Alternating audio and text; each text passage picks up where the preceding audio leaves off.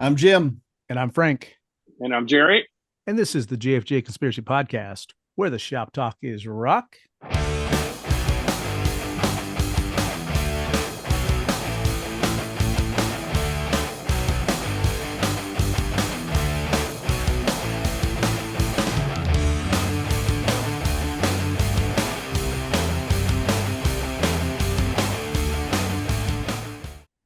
Well, the shop is open, and this is episode 140. Woo! How you guys doing tonight? That sounds like it should be a milestone because it's just like a nice round number, right? Exactly. It is. Yes. Yeah.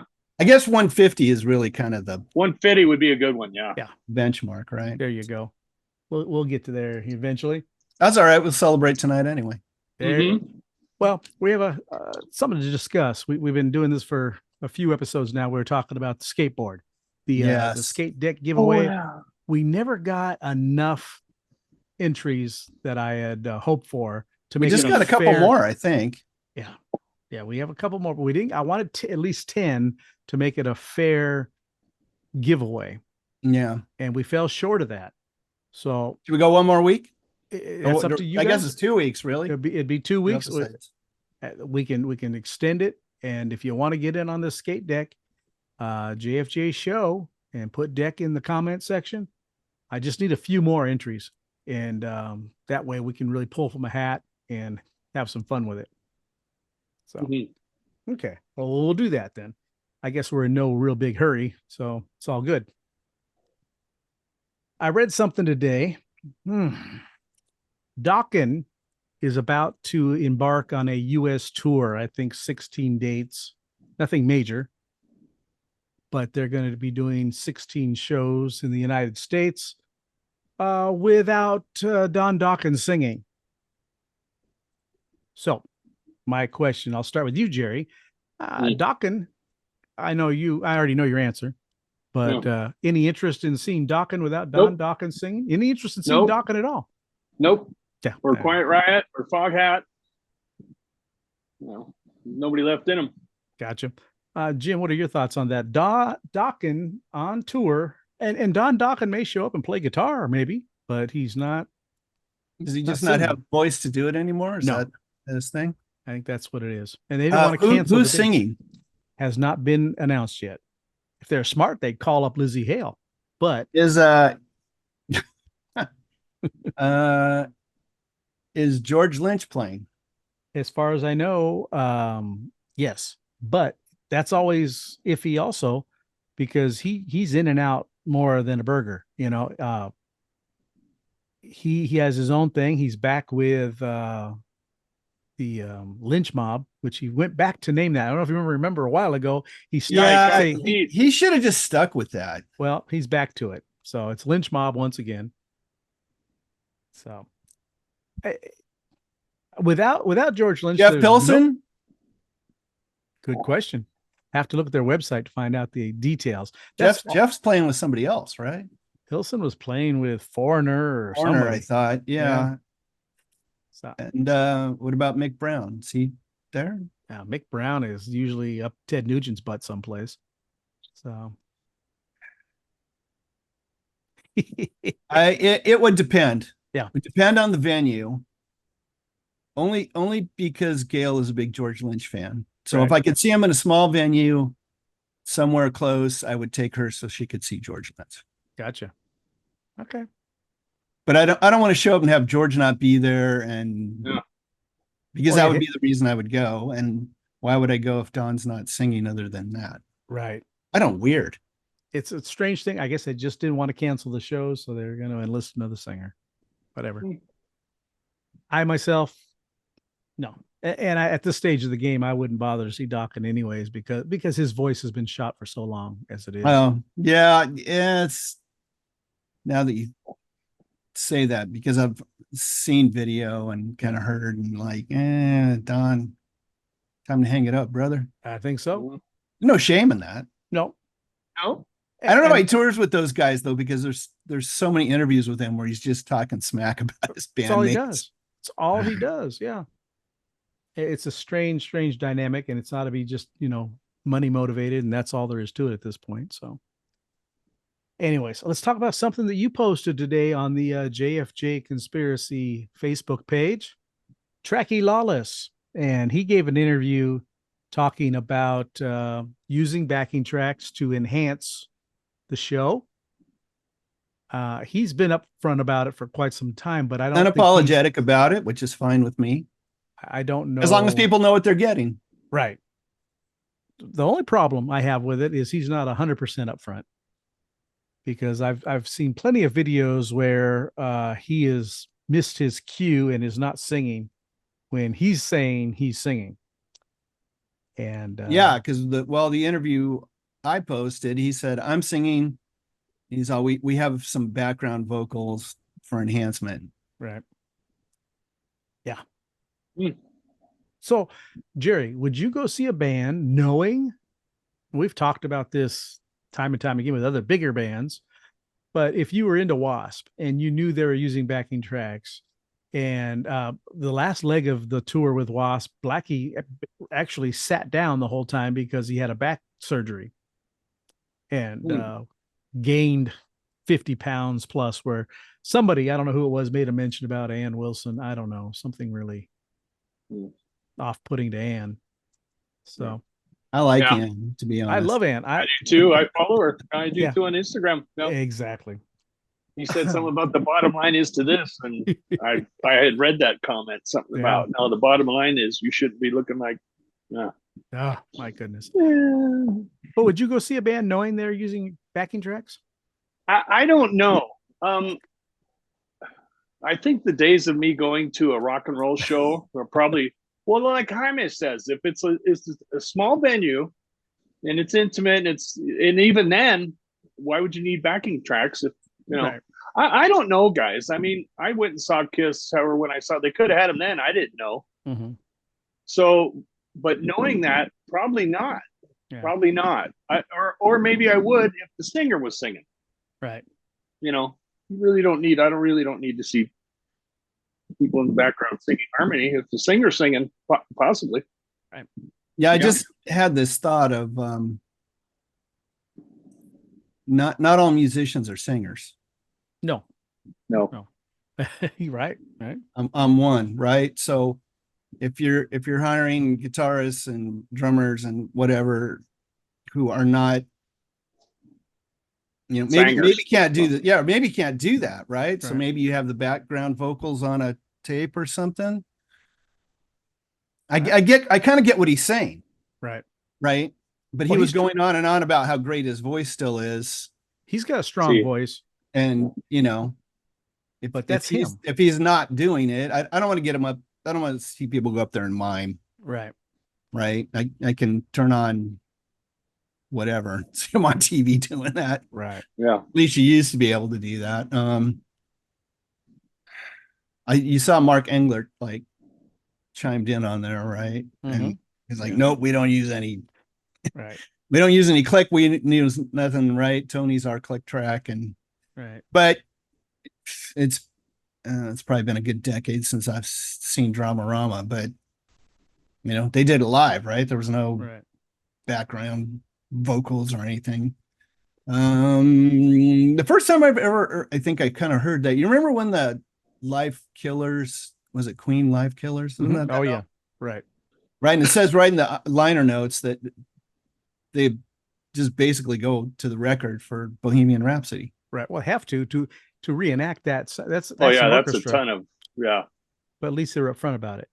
Wow. The music portion of it. Right. I don't know if anybody knew. I mean, Kiss was using a tape for Beth since day one, back in the 70s, right? So I don't know. And you kind of know it. A band like Queen could not omit Bohemian Rhapsody on a live album when that's their main encore calling card. Right. But see now, Wasp, again, Blackie Lawless is saying this is to enhance the sound, to give you what we created on record. And they use tons and tons of guitars and tons of backing vocals, and it wouldn't sound good live. It was just the four guys playing. And I've heard those guys on earlier shows, those musicians that are with him now, been there for 20 plus years. none of them can sing background vocals to save their lives. And it always actually ruins the song live when you get someone singing flat or off, not even in time. So I don't have a problem with that. I expected a little bit. Yeah. Well, it's live. Just a touch. Yeah. Right? Yeah. You figure you play the song so many times, you should know it. Not from your lead vocalist, though. Right. No. The backgrounds go a little flat. Okay. I kind of get it. Yeah. As somebody who's done some live background vocals. There you go. Yep. And who's not a great singer. But but I like that he says it up front. Right. Other than some other bands that will say, like, no, we don't do that. We don't do, and deny it up and down when it's obvious. There you go there. Okay. And caught red-handed and still deny it. And still deny it. That's the way of the world, I guess. Yeah. All right. Let's move on and talk about a mail call. You have anything to do this week, Jim? Two things, but I didn't break out the Shaken Abe. That's all right. And we talked about it last week, and you insisted that I had that. And I was like, look, it didn't show up. So we finished the podcast, and I walked out to the living room, and I was all, hey, yeah, there it is. I was like, hey, did I get a package today? Oh, yeah, it's over there. Yeah, very good. Okay. Thanks for the heads up. Yeah. Thanks for the Shaken Abe. Yeah. Other thing that arrived this week, brand new Red Cross. There you go. Right there. Oh. All right. Double LP, the first double LP gatefold sleeve on red vinyl. Haven't busted it open yet, but nice. That'll happen probably tomorrow while I'm working. I'll have that on the turntable next to me. So good deal. Jerry, anything from you this week? No, sir. Nope. Okay. I've got three things. The first thing is a book, Into the Void, of the Geezer Butler, signed by Geezer Butler. Yes. Very nice. It's called From Birth to Black Sabbath and Beyond. Soft cover book. Got some color photos in there. I'm looking forward to sitting down and reading that. I talked about this last episode, but I have to show you. It just is so cool. This is the They Live. Oh, yeah. All right. And a little Nada, as in John Nada. And right. The album itself, the record, what's so cool to me is the hype sticker says on one 40-gram vinyl. But it's not. It's 180 gram. And it's pink. Bubblegum pink. Bubblegum pink. That's beautiful. And is in something that's really funny is there's a book in here that has liner notes and different things. And one of the pages has on both sides a piece of bubble gum, and they've put a piece of sticky in there, so when you go to open the page it sticks to open up. So there was bubble gum there. Yeah. Is it all original music, or is it it's soundtrack? It's all it's all soundtrack. There's no rock and roll on it. No, it's got the radio bits and everything that he heard during the movie. Right. Now the other thing, I don't know if you guys knew about this or not. This is, I love this. Paul McCartney and Wings, One Hand Clapping. This is a live in radio station concert that they did. Double album back in 73 or 74. Wow. Double album with a 7-inch go along with it. Yeah. Tons of great Wings tunes on here and some Beatles as well, I believe. I listened to it the other day, and I've after that I went and listened to Wings Over America and everything else. And this doesn't have an audience clamoring and the whole bit, but it's live in the studio. Junior's Farm, Go Now, Wildlife, Hi. And he won't sing that anymore. Did you know that? He says he doesn't want to sing Hi because he's a grandpa, and that it's not putting the message out that he wants his grandkids to know about. Let Me Roll It. They come over to the house and they can smell it. Yeah. Right. It's on grandpa's clothes. Yeah. Yeah. So anyways, is that little video clip of him smoking a joint? Yeah. He's not letting that go. Nice little fold-out booklet. One hand clapping. Very cool. Really neat package. If you get a chance, it's on iTunes now, Jerry. You can give it a listen. I will. It's a nice live thing. So that's Paul McCartney and Wings, One Hand Clapping. So that's my mail call for this week. Very nice. Holding back on a few other things. Hopefully they don't all show up at one time. It just seems like that's what happens. But in this heat, like I said, I have to be out there and greet my mailman because I can't have things sitting out there. You're gonna leave it right in the sun, man. Yeah, it will. That thing will be warped. Oh yeah. Can't trust that guy. No. Government employee. All right, let's move on to some new music. Jerry, what do you have for us? Yes, Jim and Frank, I do. I have an artist named Everet Almond. The name of the album is Charlie's 8-Track Heaven, which is a pre-order. Comes out the 19th of this month, so 18 days from now. The song Frank is going to spin is In the Afternoon. A little bit of Everet Almond's background. He's a drummer for Brian Scary, Richard Marx, Steve Miller Band, and Evil Arrows. Wow. He's a songwriter, musician, and producer from New York. We got Mike Chiavaro on bass, Paul Amaris on drums, Rick Snell on guitar, Red Wieringa on piano, organ, keyboards, and Everet Almond on vocals and acoustic. He's on Instagram. All songs written by Everet Almond, produced and mixed by Bryce Goggin at Trout Recording, engineered by Adam Sachs and Merritt Jacob. And again, the name of the song is In the Afternoon off the forthcoming Charlie's 8-Track Heaven by Everet Almond from New York.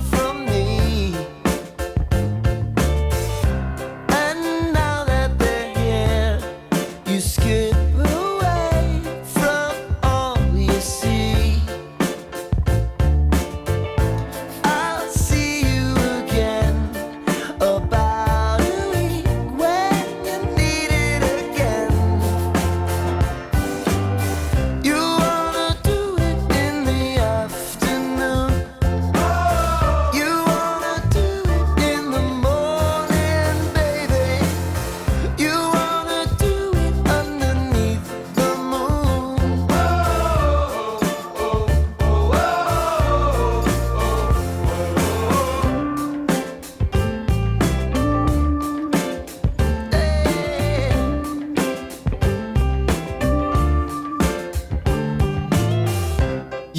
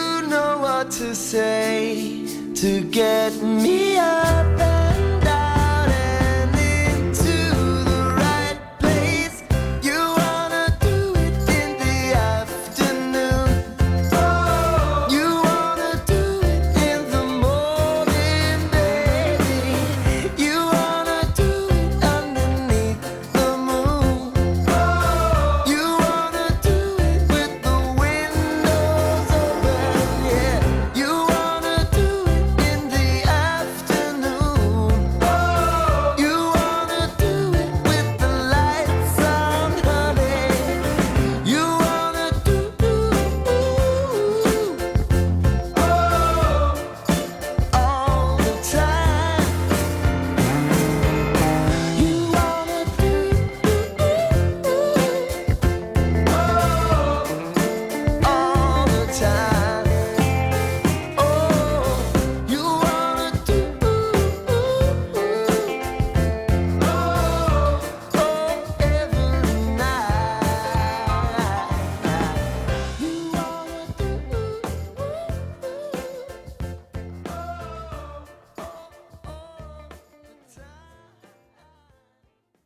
All right, there's Everet Almond with In the Afternoon, not a sex song. Correct, Jerry? No, he even had a little attachment to it. Some people might think that this girl wants to have sex all the time, and she actually wants to smoke pot all the time. Right. Thank you, Everett. That's from the man himself. Yep.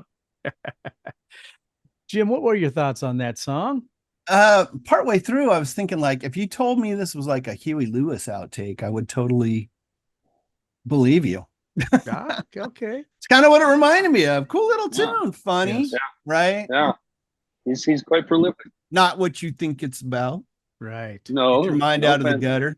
That's right, folks on Conspiracy Land. I thought it was a fun song. Nicely produced. Very well done. Oh, great musicianship. Yeah. I thought the vocals tied in really well with our classic album tonight because he has those kind of scratchy Elvis Costello-ish. The very beginning of that, vibes. I go, oh, speaking of Elvis Costello. Yeah. That's a vibe that I I got. thought that too. But the music itself, pure, just pleasant pop going on there. Yeah. Good stuff. The production is just, when you can get such a clean sounding lead guitar to stand out and sound so strong, that was great. Really enjoyed that. All right, that's Everet Almond, and I'm sure he's available everywhere. Yep. All right. And forthcoming album comes out the 18th, so it's pre-order right now, folks. Gotcha. Very good. Excuse me. Okay, last episode, Jim picked Cheap Trick for top 3 songs. You guys have a hard time?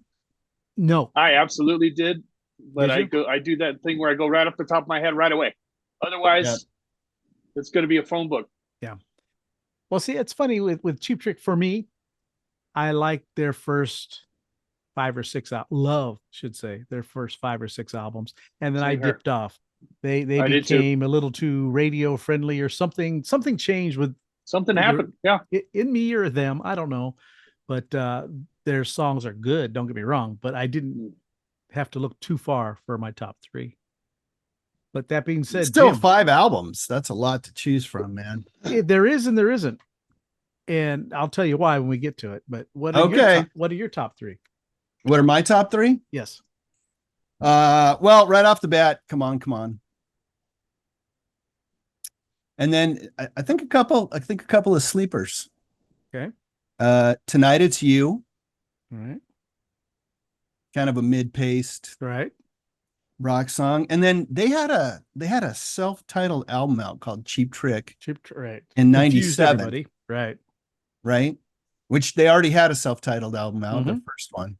Right. Yeah. But there was a song in there called Hard to Tell. Gotcha. Just such a great rock. To me, it's like anything off any classic Cheap Trick record. It's beautifully done. Very good. A little hard to find. I'm likely out of print, but I think you can stream it, find it. Right. It's out there. Look it up because it's well worth listening to. It's interesting because I've got it on my iPod. I've got the CD, and I transferred a lot of that onto my phone, so it'll pop up on my car. Cheap Trick. I'm thinking, all right, something from the first album, and it's Cheap Trick '97. And it's one of the newer tunes.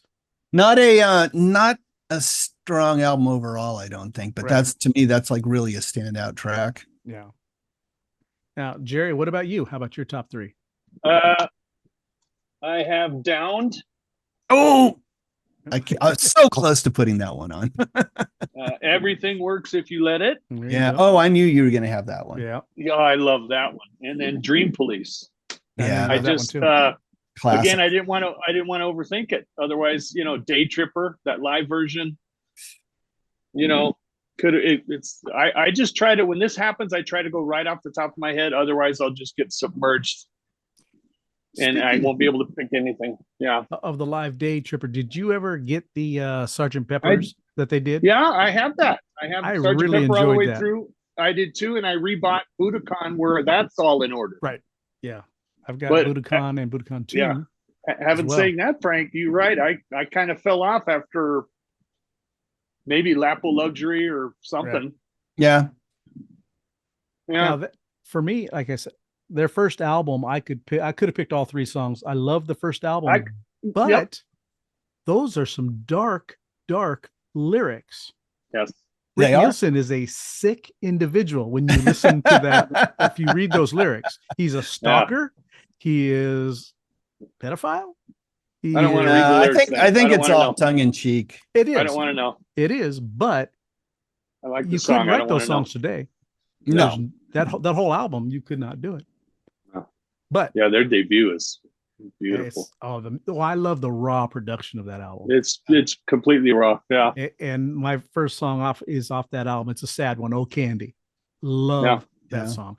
I don't know how they write, like I said, some dark stuff, and then Xander sings with such beautiful melody, and I know it's amazing. That's the whole paradox of the you've got this really weird stuff being written about, and Xander's just humming it to you. Like, and he can have that little rasp in there too. Right. He can.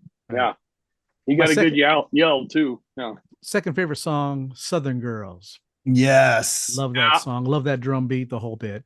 Yeah. And hello, could have easily been on my list. How are you? That's my third. How are Which you? one? How are you? Hello, how are you?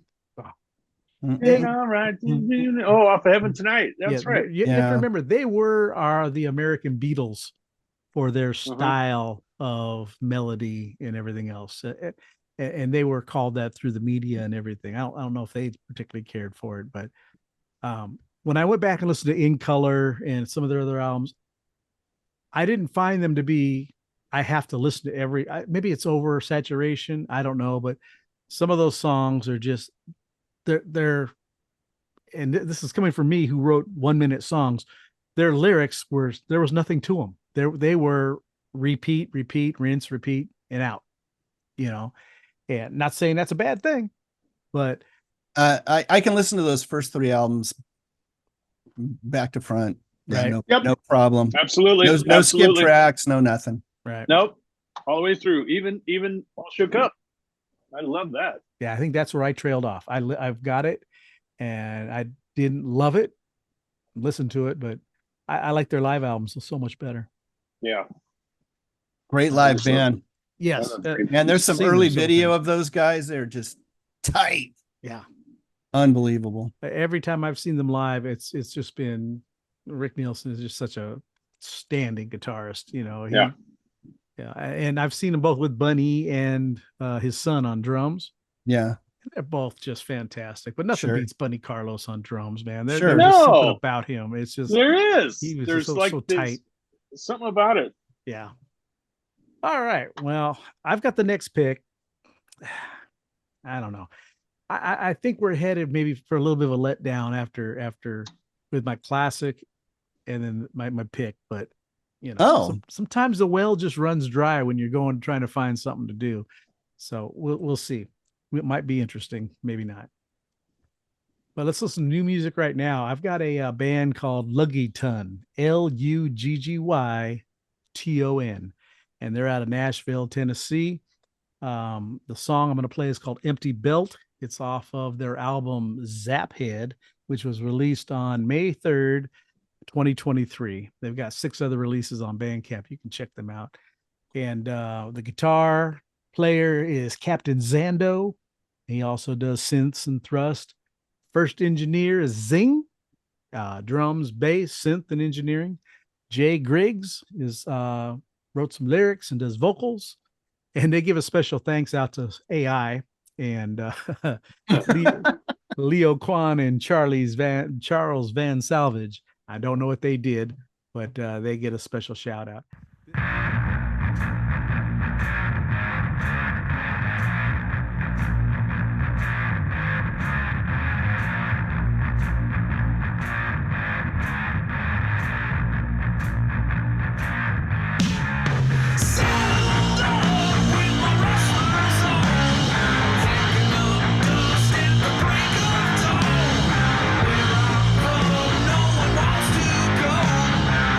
Step down on a big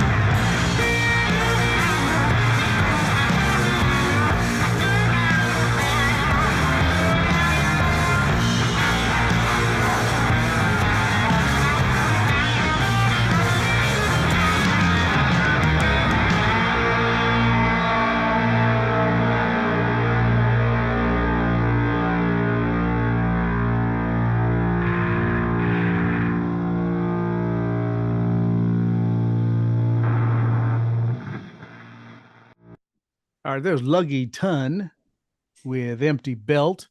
And I think it just is fitting that I had Geezer's autobiography right here, because that's That's great. right out of that era of music. That's fat. Actually, I was going to say early Black Sabbath right there. Yes. Yeah. Yes. At least influenced, I think, but I think so. I think you may be right. What about you, Jerry? I love that. Yeah. That's just dark and thick and juicy. All right. I love that. Over time, I had accidentally purchased their download to this album twice. So if one of you wants a copy, I'd be more than glad to send you the files. They actually got back to me. Hey, did you buy this twice? I said, well, yeah. They sent me a download code, and I put it in, and it didn't invalid. And so I tried a couple times. Yeah, $5, I'll buy it from you. So yeah. Give them some money. So then today I was going through my downloads and I couldn't find it, so I ordered it again. Like, why not? It's worth it. Absolutely. Yeah. They sound like a Luggy Ton, don't they? Yeah. Very good, Jaime. Very good. Yes. Yeah. I don't. Some bands just sound like their name, and man, they do. Yeah. Right. Absolutely. That's, And check them out on Bandcamp. They, like I said, they have 6 other releases also, and worth giving it a check if you like that kind of grungy. I do. That Just was good. heavy. Where are they out of? Nashville, Tennessee is where. Oh, they're at. Nashville. Yes. Even weirder. Yes. I don't hear that country music influence. There's no. Yeah, I don't know. Anyways, Luggy Ton. Check them Luggy out. Ton. Luggy Ton. Yeah. So right now, why don't we jump into Jim's classic album, because I love this record. I love this record so much. I had a feeling that you Yeah. loved this record. I didn't break out my 4-disc set or whatever it is I have of it. I bought the box. Yeah, set. there's a big version of it. It's like 60 tunes. Yeah, and I bought the LPs on that a while ago. Just fantastic. Yeah, you have the CD set. I've got the CD set also. Yes. Yeah, I went to stream that, right? And you can't just get the original sort of. It's the Mondo Deluxe, and it shows you it's like 6 albums worth of stuff, which is gnarly. So third studio album by Elvis Costello. And the Attractions. Second with the Attractions, released on the 5th of January, 79 in the UK. Yep. On Radar Records. I was looking at my version. I must have like a UK version of this. It says the US version had What's So Funny About Peace, Love, and Understanding on it. Song number 13. Yeah, versus on the remaster anyway. What trying to remember what it's like Sunday's Best. Okay. Supposedly they left off Sunday's Best and then put Peace, Love, and Understanding. What's So Funny About Peace, Love, and Understanding on the end. Right. But I've got basically the UK track listing. So I was going to ask you, Frank, you knew what your lineup was on that. I'm going to have to dig it out. I think I have it handy. Not the iTunes version, because there's extra stuff on that one. I got the iTunes, but it's the remaster. So it's 13 songs, and What's So Funny is the last one. Right. Yeah. That's not the original LP. Oh, okay. Right. And that's probably got the other UK track on it. But I'm going to say this, but I love both versions, but I really like Elvis Costello's version of What's So Funny About Peace, Love, and Understanding a little better. Yeah. Now, I've always loved his version of it, and he just, again, his voice is very unique. So exactly, it's so unique that he just makes it his own anyway. So yeah, that whole record, my goodness. I tried for a while to get a sound like him. With, if you listen to this record, you hear a guitar, but you don't hear a guitar. You hear the organ, but you don't hear an organ. You hear a piano, and fantastic bass work. The bass is so clear. And then that snare drum snaps at you like there's no tomorrow. And it was just beautifully produced. But the sound, I can't get it to save my life. This has got some dark stuff on it too. Yes. Yeah. Well, like Oliver's Army, I was just reading up on that today because As poppy as that is. Well, that was his thing of he was always able to take happy peppy tunes and put his dark lyrics to it. And that was his version of actually being over there in Ireland and seeing the army kids, 18, 19-year-old kids, right, running around with semi-automatic weapons trying to keep peace on the street. And I believe Oliver is that's from the 1600s. Yeah. Oh, is that what that is? Because I thought he was the leader. I thought that was a reference to Ollie North. No. Oliver was a general in like 1615 of the army way back then, and it started all this strife over there. Gotcha. Yeah. Gotcha. Yeah. It talks about, hey, you need a career? Right. Join the army. Yes. Right. Nothing to worry about, but it only takes one little twist of fate, and the next thing you know, people are shooting at you. Right. Now, Goon Squad, fantastic. Goon Squad was a song that I had kind of forgotten about. Uh-huh. And then I was like, oh gosh, I remember this tune. It's so great. Let me just say this about that. Nearly, 2/3 of this record is like 2 minutes and change. Right. Yes.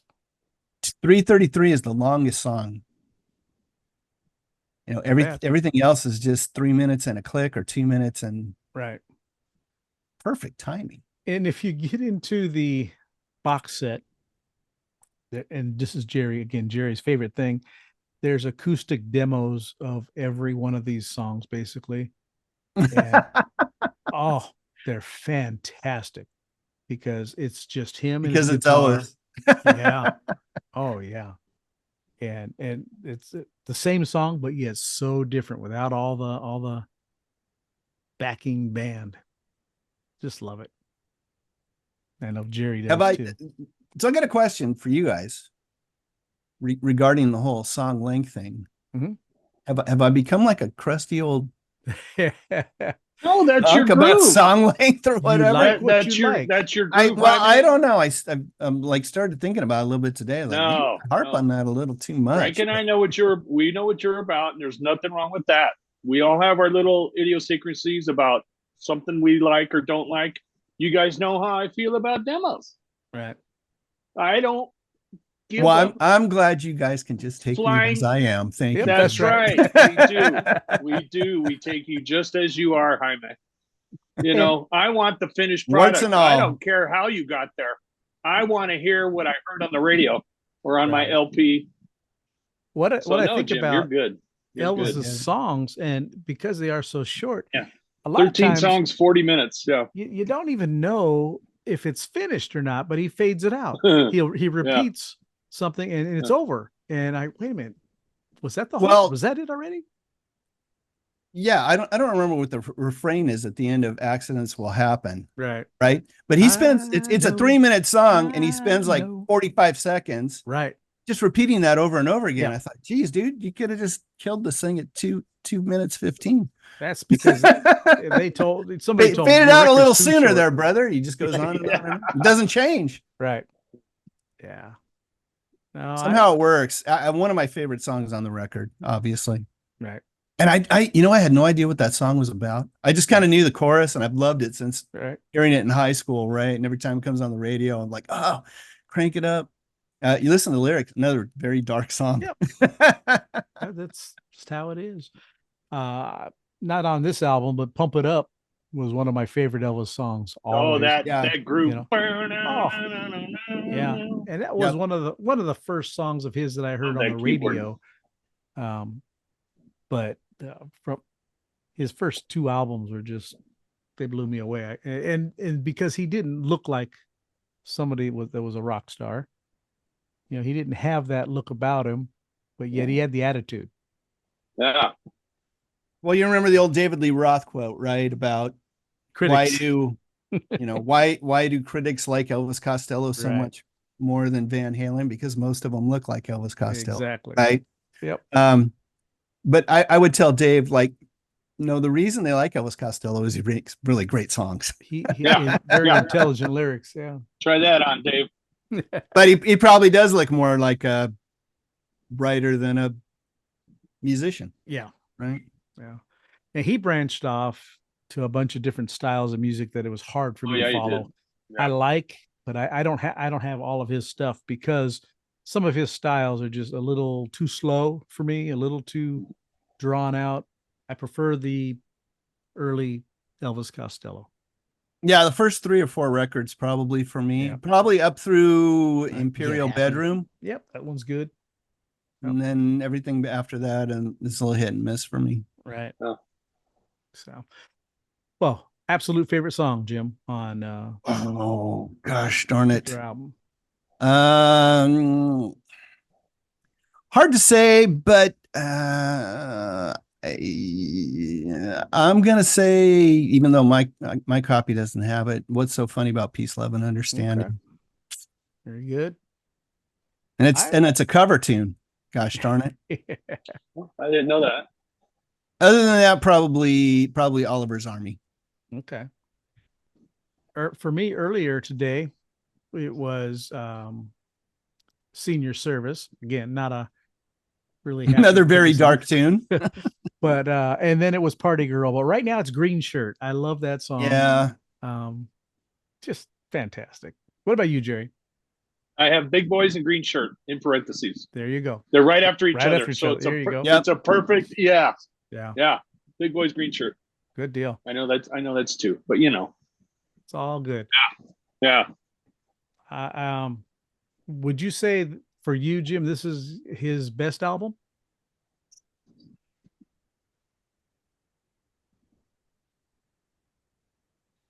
I don't know. I like this year's model a lot. Yeah. That's the one I had. Probably a toss up between those two. Okay. I probably couldn't pick one or the other. Okay. Were you a big Elvis Costello fan, Jerry? No, not really. Except what I heard on the radio. Gotcha. I might have bought this year's model just out of, we get paid and go to Music Plus, and they had a big display. I think he's standing behind that old camera. Right. I probably just got it because I heard the song on the way there. No, I'll get that. I think that's the only one I ever had was this year's model. Right. I think I bought My Aim Is True and this year's model at the same time. Probably went down to Tower Records and they were there. Just bought them both. Yeah, picked them up and played. Just love those. And then when this one came out, holy mackerel! To me, this one was the production. Everything was a lot louder and brighter and more in your face. And yeah, it became my favorite for a long time of his. Yeah, when I was reading about this, it talked about how this record was poppier and less punk than his other records, and I was like, well, I don't know that I'd really call his earlier stuff punk per se. Like you said, it had that energy. Yeah. The thing about Elvis Costello, and he's one of the few that I listen to his live albums, and you think their songs are short on record. When you listen to the live albums, they're even shorter because they're playing them faster. Right. And I don't think I've ever heard one of his live albums where they mastered and mixed the organ correctly, because it's always overpowering, way too loud. Is live at Hollywood High and a bunch of other places where he's just terrible mixes. Yeah, I do like that little EP though. Yes. I guess because I just heard it on the radio and just like that live version of Watching the Detectives. Just right. Oh, it's great energy, but the mix is terrible. So, all right. Well, there's Elvis Costello. He's another one. Like I said, I'm looking right now. He's got a ton of records between himself, the Imposters, the Attractions, and then just Elvis. Yeah. Yeah, just an incredible amount of output. Yeah. So while we're on the subject of Elvis, Mhm. Do you have if you had to narrow it down to one favorite Elvis Costello song? Oh, If I just said you one? get one song that you can listen to the rest of your life. I know it. One Elvis Costello song. I right now, off the top of my head, My Aim Is True. Yeah, it's a great one. Yep. Jerry? Veronica. Oh, I love that song too. Yeah, it's a great one too. I'm goosebumping right now, guys. Right. That is just pure magic. Yeah. Pure magic. I got you. Oh man. Yeah. What about you, Jim? What'd you say? Today, radio. Yeah, nice one. Yeah. High Infidelity. How about that one? Yeah. Allison is absolute favorite. Yes, it is. That's a good one too, Jim. Yep. And the aforementioned Watching the Detectives. Right. Yeah.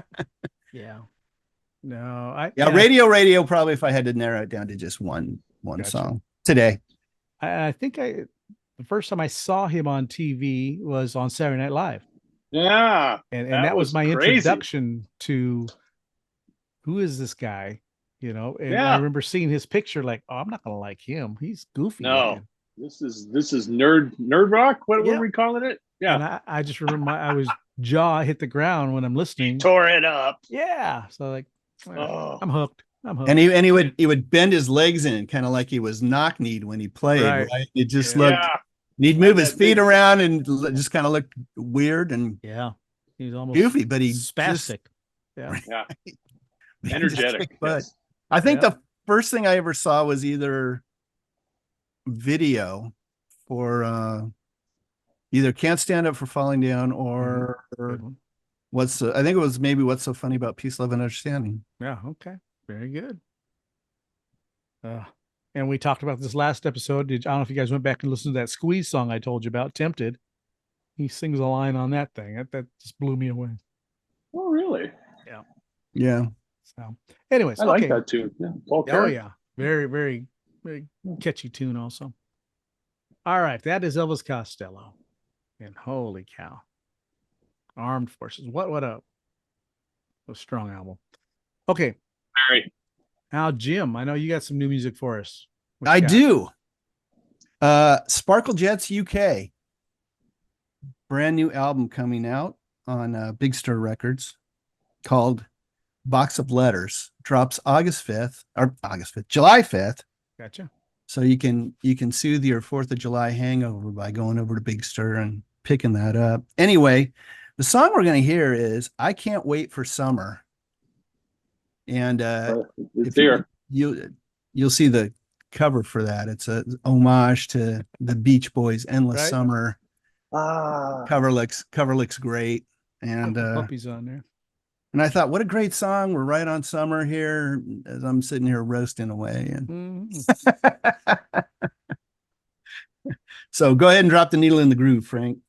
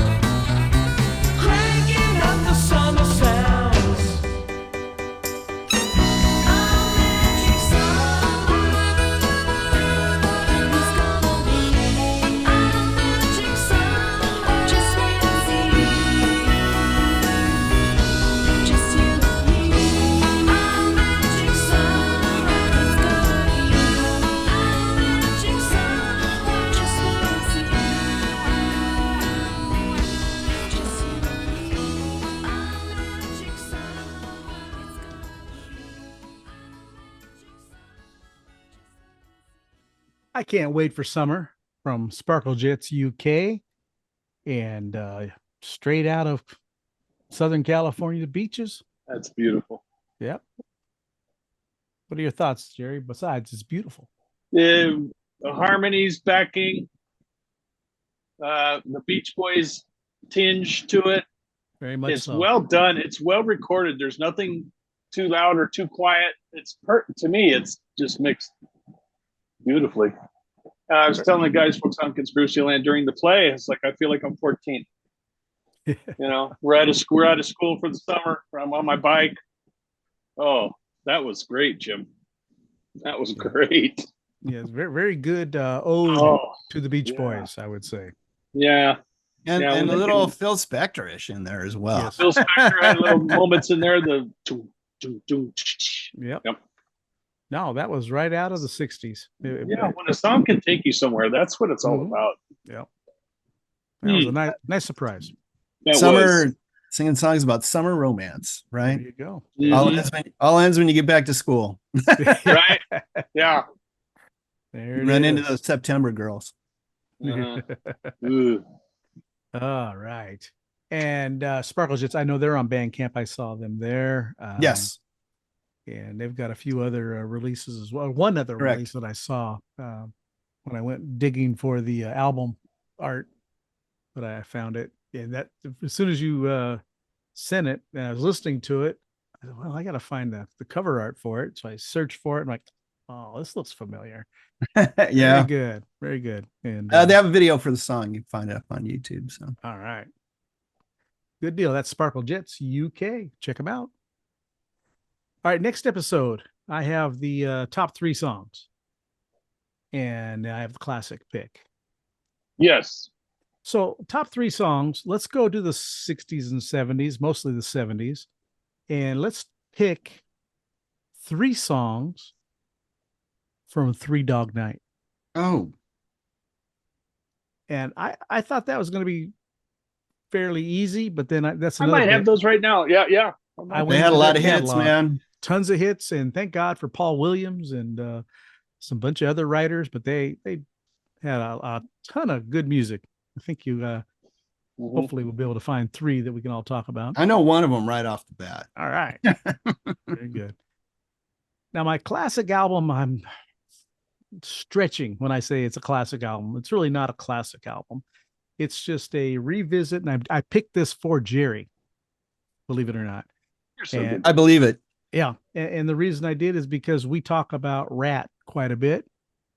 And Jerry liked Infestation. And man. That's not the album we're going to look at. Right? Oh. We are going to go. That's still good. How about a little post-Rat and Arcade? Oh. Now, this is Stephen Pearcy, Fred Corey, Frankie Wisely, and Donnie Syracuse. And they did 2 albums together. And this is their debut. It's called Arcade. And you should be able to find it on iTunes, Jerry. That's great. I'm going to tell you what now. It's loud. It's got ballads. And how many 12 songs and 12 fade outs. I don't think there's one song on here that just properly ending song on it. Not one properly ending tune. What year was that? 93. 93. Okay. Yeah. That's classic. Well, in terms of what a classic album is, yes. In terms of, is it classic? And that's kind of what I go by is, this is half our listeners won't even know what this is, because it didn't get a ton of exposure. But it didn't. I know that record. Good. Glad to hear that. Probably haven't listened to it since 93. That's just it. I gave it a listen. I pulled it out and I said, I forgot about this. I listened to it. I go, wow, this is loud. This is right in my face. And I like Stephen Pearcy's voice here because he could still sing good. He wasn't totally shredded at that time. Who produced that? Excuse me. If you don't mind me asking. David Prater. Oh. Okay. Mixed by Brian Malouf. Malouf? I was kind of waiting for you to say Bo Hill. But... Yeah, no, not this time. What year, Frank? 93. Yeah. Yeah, I got a gap in my stuff here. Go from Detonator to to from 90 to 99. So I have to find it. Well, I have the title of it. So There you go. Yeah, it is on iTunes, so you'll be able to find it there. You know, I saw Fred play when he was in London, Mm-hmm. and I thought he was a decent drummer. But you know, I they agree. like didn't let him play on any of those Cinderella records, I heard. I don't think didn't Kiefer have just complete control of that? Wasn't that the whole thing? No, it was their what I producer. felt. He said, like, I thought it no, was I'm Kiefer. bringing in studio guy. Bring his own people. Yeah. Brought in who's the drummer from John Cougar? I can't think of the guy's name. Right. That bald dude. Stellar drummer. Yeah. Oh, he's fantastic. Yeah.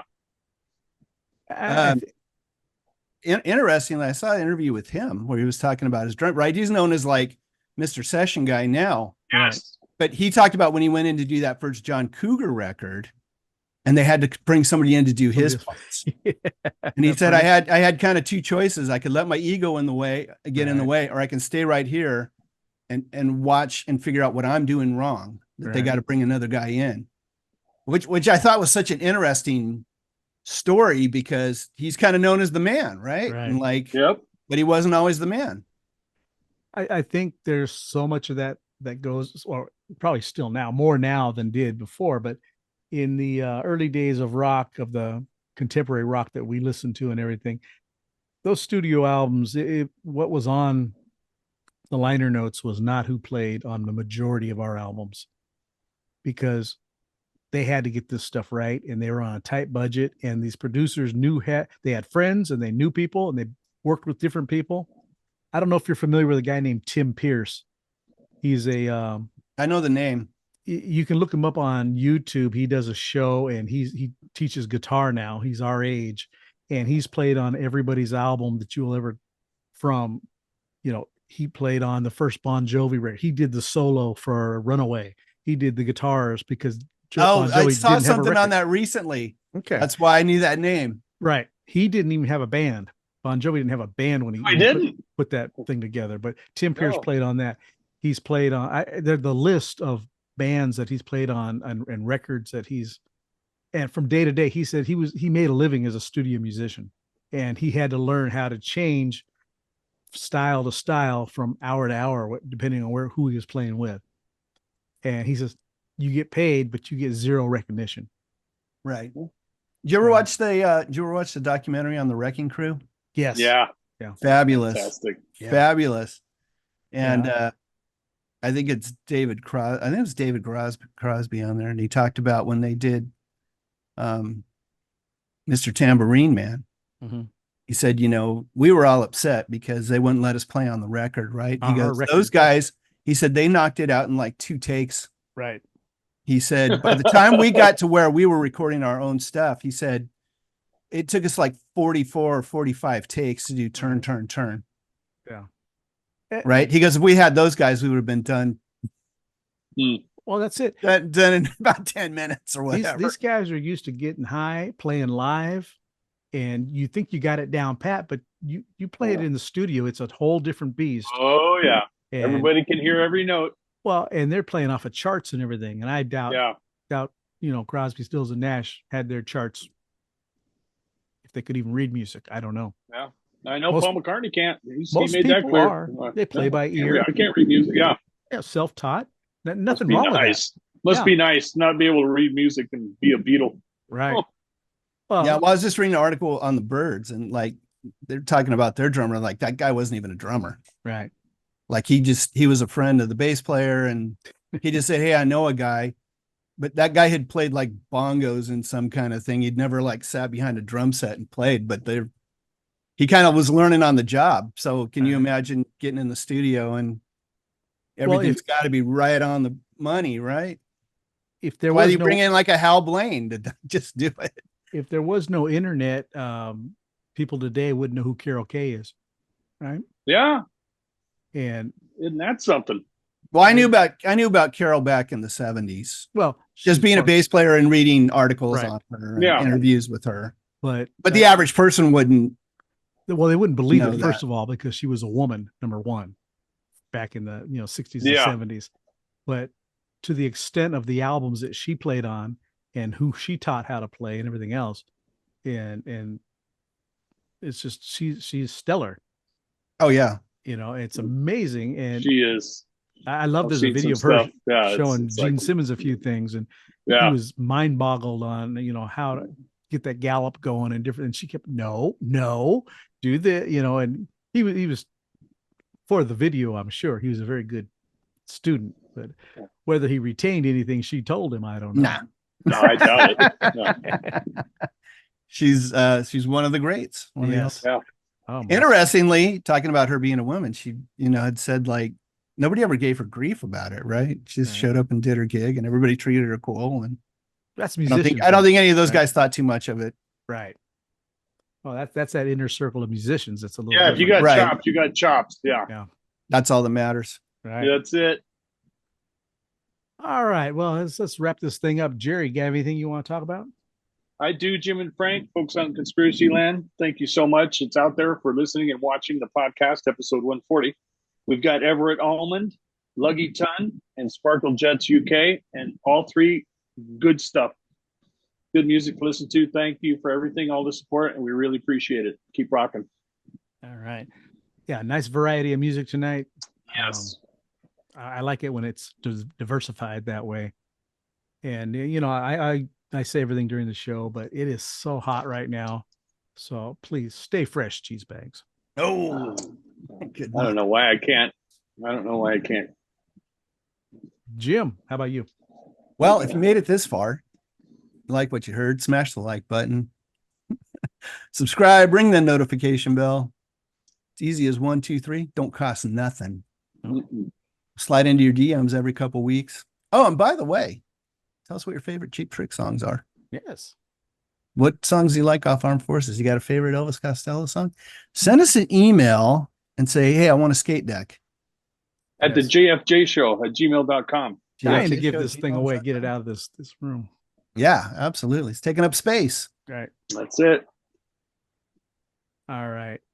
I think that about wraps it up this show. Episode I think so, too. 140. 140. My gosh, gentlemen. Yeah. I think we've done an awful lot. Don't forget Yes, about that skateboard. Uh-huh. And start thinking about next episode, top 3 Dog Night songs. Search and destroy. Try to find Arcade. Give it a listen. Be ready. We'll be here. I'll be ready. All right. So let's take us on home, Jim. All right. Shop's closed.